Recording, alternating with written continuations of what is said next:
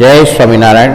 વિદ્યાર્થી મિત્રો, આજે આપણે પ્રકરણ 9 અંતર્ગત સમાંતર બાજુ ચતુષ્કોણ અને ત્રિકોણના ક્ષેત્રફળના દાખલા જે બાકી છે એ દાખલા એ આપણે આજે સમજાવવાના છે.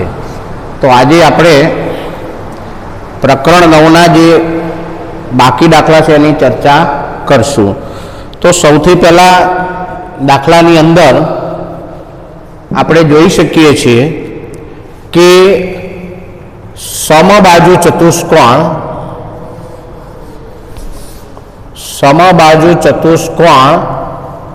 આ રીતે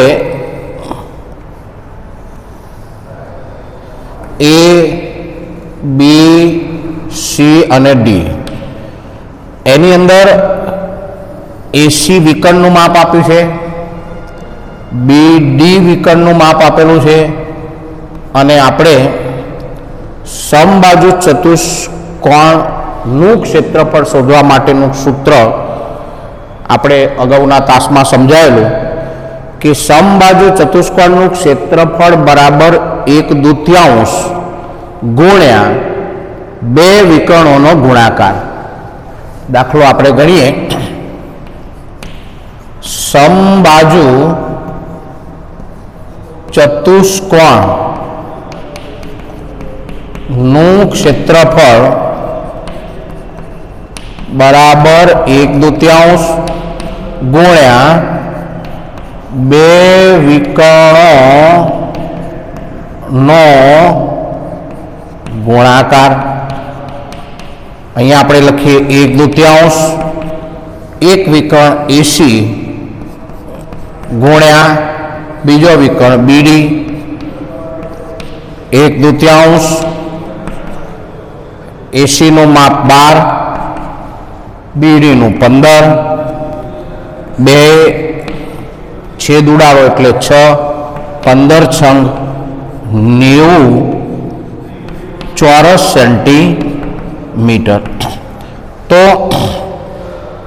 જ્યારે સમબાજુ ચતુષ્કોણનો દાખલો હોય અને વિકર્ણના માપ આપ્યા હોય તો આપણે આ સૂત્ર દ્વારા આપણે દાખલો ગણી શકીશું. અહીંયા એક ગુણધર્મ ફરી યાદ તમને દેવડાવી દઉં કે સમબાજુ ચતુષ્કોણના વિકર્ણો એકબીજાને કાટખૂણે દુભાગે છે. હવે આપણે દાખલા નંબર 2 તરફ નજર કરીએ કે ત્રિકોણ એબીસીમાં બી 90° છે. તો આપણે આ રીતે આકૃતિ દોરીએ તો એ બી અને સી. બી ખૂણો 90° આપેલો છે, એબીનું મૂલ્ય 8 સેન્ટીમીટર, બીસીનું મૂલ્ય 15 સેન્ટીમીટર. તો ત્રિકોણ એબીસીનું ક્ષેત્રફળ શોધો. આપણને ખબર છે કે આપેલો ત્રિકોણ એક કાટકોણ ત્રિકોણ છે, અને જ્યારે કાટકોણ ત્રિકોણનું ક્ષેત્રફળ શોધવાનું હોય ત્યારે આપણે સૂત્ર સમજાયેલું કે કાટકોણ ત્રિકોણનું ક્ષેત્રફળ બરાબર 1/2 ગુણ્યા કાટખૂણો બનાવતી 2 બાજુઓનો ગુણાકાર. તો આપણે આમ લખી શકીએ કે ત્રિકોણ એબીસી નું ક્ષેત્રફળ બરાબર 1/2 ગુણ્યા કાટખૂણો બનાવતી 2 બાજુનો ગુણાકાર. ફરી એકવાર, કાટખૂણો બનાવતી 2 બાજુઓનો ગુણાકાર. અહીંયા 2 બાજુઓ લખું.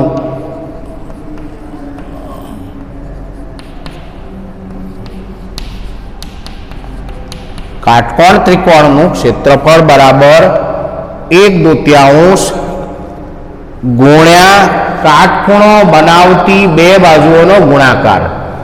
તો 1/2 કાટખૂણો બનાવતી એક બાજુ AB છે અને બીજી બાજુ BC છે.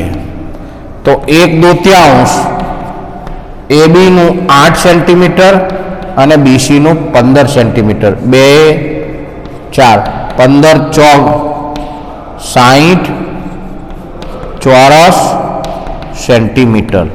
તો આપણે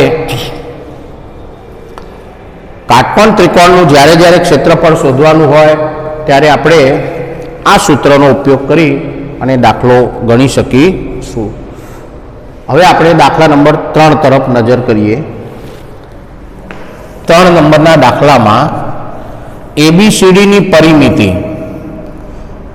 આ એક ચોરસ છે, અહીંયા A, B, C અને D। તો ABCD ની પરિમિતિ 16 આપી છે, તો આપણે આ રીતે લખી શકીએ, ચોરસની પરિમિતિ બરાબર 4 ગુણ્યા એની બાજુ। પરિમિતિ આપેલી છે 16 ભાગ્યા 4 બરાબર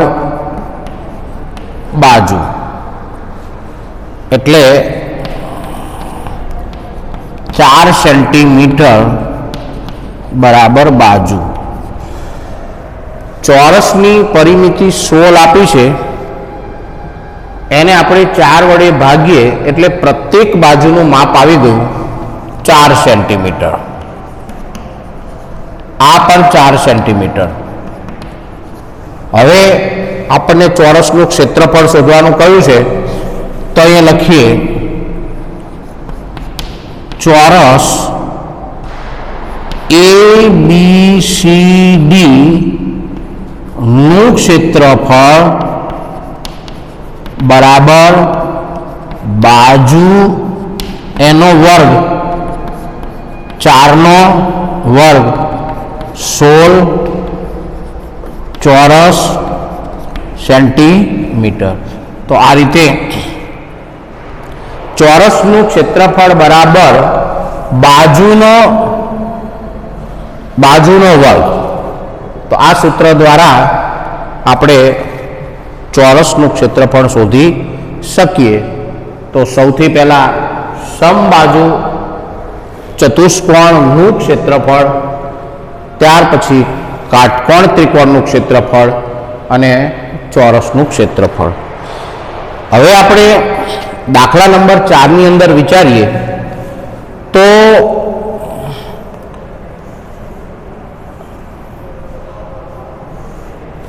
A, B, C અને D એની અંદર આ AC આપેલા છે, કેટલા આપ્યા છે તો 16 સેન્ટીમીટર। વિકર્ણનું જ માપ આપ્યું છે, આપણે લઈએ, ધારો કે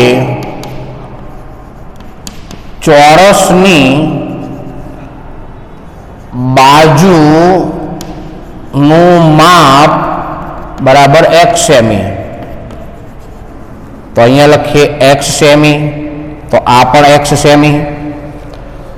પાયથાગોરસના પ્રમેય મુજબ AB નો વર્ગ, BC નો વર્ગ અને AC નો વર્ગ। AB નો વર્ગ એટલે x સ્ક્વેર,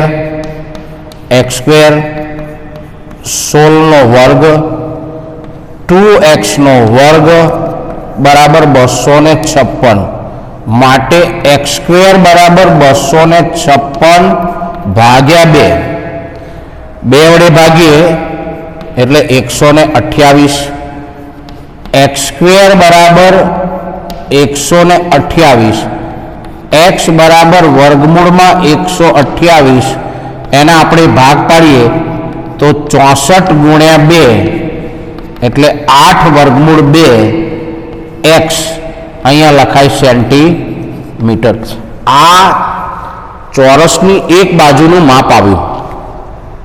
આપણને ક્ષેત્રફળ શોધવાનું કહ્યું છે, તો લખી શકાય ચોરસનું ક્ષેત્રફળ બરાબર બાજુ એનો વર્ગ, તો 8 વર્ગમૂળ 2 એનો વર્ગ, 8 નો વર્ગ 8 8 64, વર્ગમૂળ 2 નો વર્ગ એટલે 2 એટલે 128 ચોરસ સેન્ટીમીટર.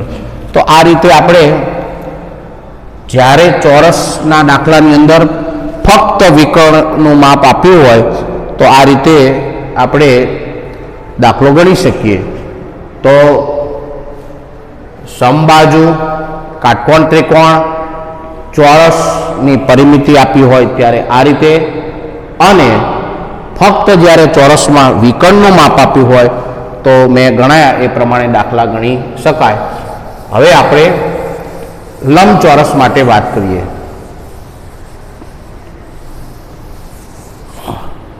લંબચોરસ માટે અહીંયા રકમો લખું છું. 5મા નંબરના દાખલાની અંદર લંબચોરસ PQRS માં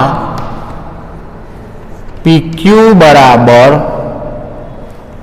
20 સેમી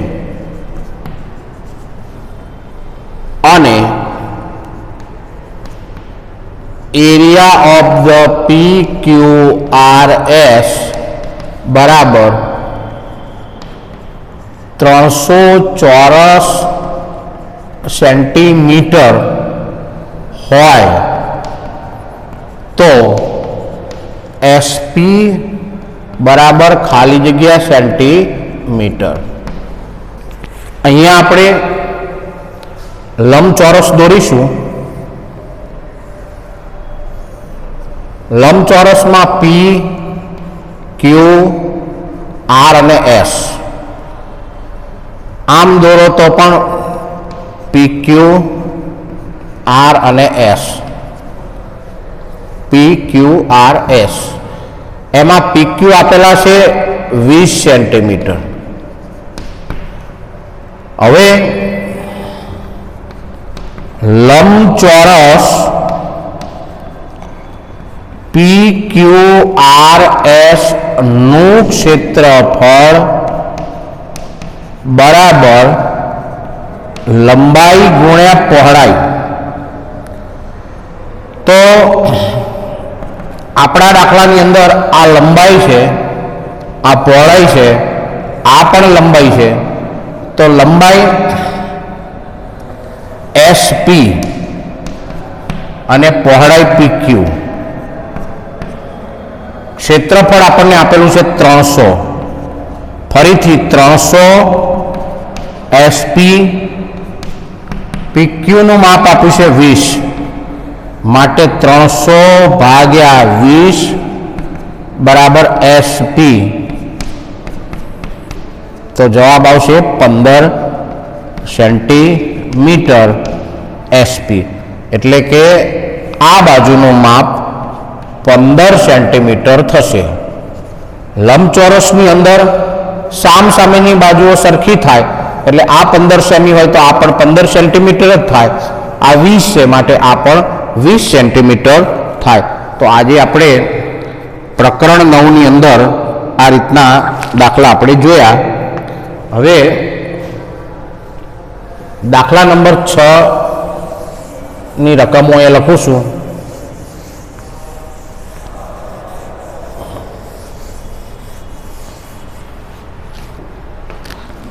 દાખલા નંબર 6 તરફ નજર કરીએ તો ત્રિકોણ ABC માં AD મધ્યગા છે.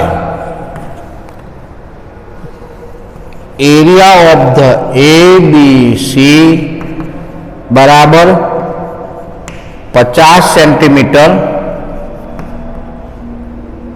50 ચોરસ સેન્ટીમીટર છે હોય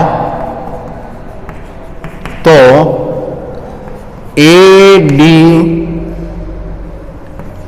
એરિયા ઓફ ધ ADC બરાબર ખાલી જગ્યા ચોરસ સેન્ટીમીટર થાય. આપણે આકૃતિ દોરીએ તો આ રીતે ABC ત્રિકોણની મધ્યગા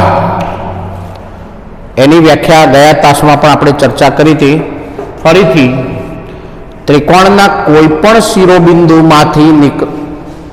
શિરોબિંદુ અને સામેની બાજુના મધ્યબિંદુ ને જોડતા રેખાખંડને ત્રિકોણની મધ્યગા કહે છે. જ્યારે આપણે ત્રિકોણની અંદર આ રીતે મધ્યગા દોરીએ ત્યારે એ ત્રિકોણનું બે સરખા ભાગમાં વિભાજન થાય. હવે આખા ત્રિકોણનું ક્ષેત્રફળ 50 છે, તો આપણે જ્યારે મધ્યગા દોરીએ ત્યારે સ્વાભાવિક રીતે આપણને ખબર પડી જાય કે આ ભાગનું ક્ષેત્રફળ 50નું અડધું એટલે કે 25 ચોરસ સેન્ટીમીટર થાય. તો આપણે 25 ABD નું થાય અને ADC નું પણ 25 ચોરસ સેન્ટીમીટર થાય. તો એને આ રીતે લખી શકાય કે એરિયા ઓફ ધ ADC બરાબર એરિયા ઓફ ધ ABC ભાગ્યા 2 અને 50 ભાગ્યા 2 કરીએ તો 25 ચોરસ સેન્ટીમીટર. તો આ રીતે આપણે જ્યારે દાખલાની અંદર મધ્યગા દોરેલી હોય તો આ રીતે તેના 2 ભાગ કરી અને ક્ષેત્રફળ શોધી શકીએ છીએ. તો આ રીતે આ તાસની અંદર આપણે લગભગ આ પ્રકરણની અંદર આવતા તમામ દાખલાઓ આપણે આવરી લીધા છે. હવે બીજું સમલંબ ચતુષ્કોણના દાખલા માટે હું આકૃતિ અને એનું સૂત્ર ફરીથી હું તમને સમજાવું છું. તો આકૃતિ અહીંયા દોરી અને ફક્ત સમલંબ ચતુષ્કોણ માટે આપણે કયો સૂત્ર વાપરવું એની આપણે ચર્ચા કરશું.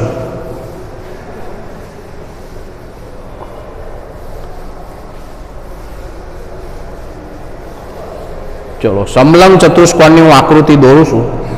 તો આ રીતે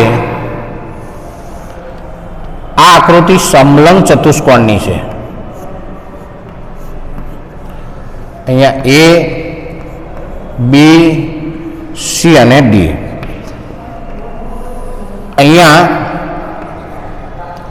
આ જે માપ છે તે બે સમાંતર બાજુ વચ્ચેનું લંબ અંતર છે. તો જ્યારે આપણે સમલંબ ચતુષ્કોણનું ક્ષેત્રફળ શોધવાનું હોય ત્યારે સમલંબ ચતુષ્કોણનું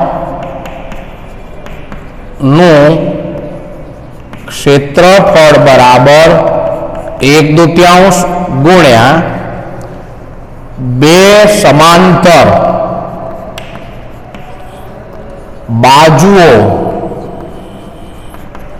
વચ્ચે નું લંબ અંતર